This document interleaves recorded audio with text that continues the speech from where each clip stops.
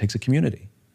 And I think one of the, we're always talking about what we're eating, and we're talking about what we're, what supplement we're taking, or we're always talking about those kinds of things, or what book we're reading. But we don't do enough talking about how we are nursing our close personal relationships, how we're taking care of those closest to us and making sure that the tribe is strong.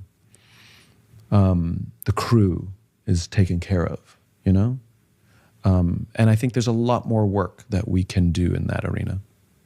Is there practical things that you do with colleagues, partners, friends to create that culture of seeking feedback, being open, being truly vulnerable?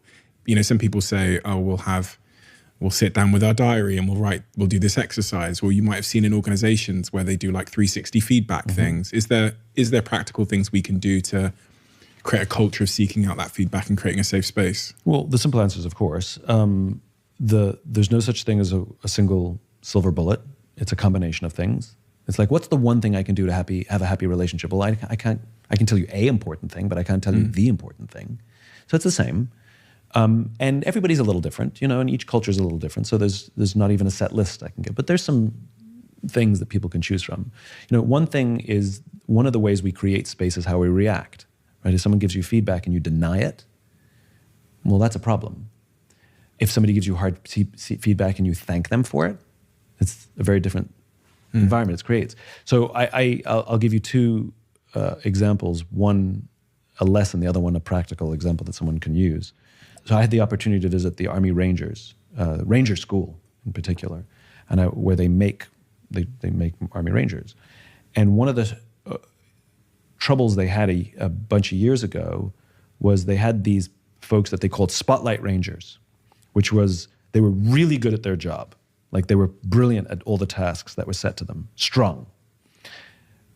The teachers, the instructors loved them. They stood out, they were great, they were motivated. But as soon as the spotlight was turned off, when the instructor wasn't there and they were back at barracks, they were assholes. And the only people who knew were their friends and colleagues, because the spotlight was turned off. And so the Army Rangers implemented a system of peer review in order to identify Spotlight Rangers. And now, by the way, they started this 40 years ago, which I find incredibly advanced. But to advance through Ranger School, you need to pass 3 tests. You need your instructor to say, yep, you're ready to go to the next level. You need to physically actually perform all the tasks required of you, and you need to pass your peer review. And if you fail any one of those 3, you don't make it to the next level. Interesting. And so that becomes an equally weighted component of advancement in the Army Rangers, which is what kind of team player are you, which I love. So we implemented a system of 360 review, which was sort of a bit of an amalgamation of things we'd taken from other groups and made our own, where the way it works is you take the group of people you have regular interaction with, and you